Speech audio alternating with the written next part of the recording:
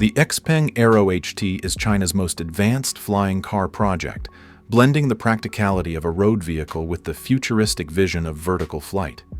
Developed by the electric car maker Xpeng Motors' subsidiary, AeroHT, this innovative eVTOL electric vertical takeoff and landing aircraft is designed to transform urban mobility.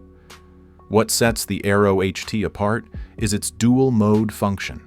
It operates as a fully functional electric car on the road and transforms into a vertical takeoff aircraft at the push of a button. Its futuristic design features foldable rotor arms that tuck away neatly when in driving mode, making it fit easily in a garage or parking space.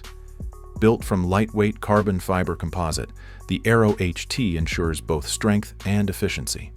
In flying mode, the vehicle deploys multiple rotors and takes off vertically like a drone, offering seamless air travel over traffic-congested cities.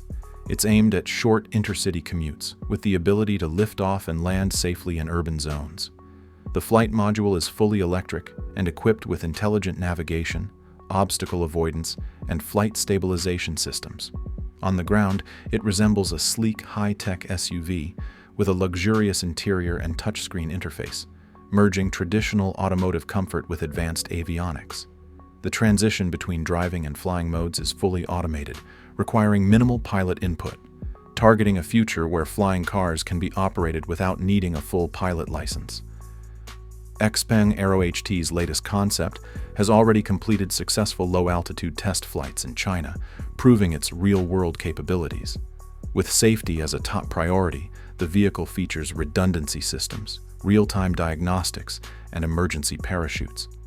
Xpeng envisions a future where these hybrid flying vehicles play a major role in smart cities, reducing traffic congestion and travel time drastically. As countries begin shaping air mobility regulations, the AeroHT is positioning itself at the forefront of the urban air revolution, potentially launching for commercial use by the end of the decade.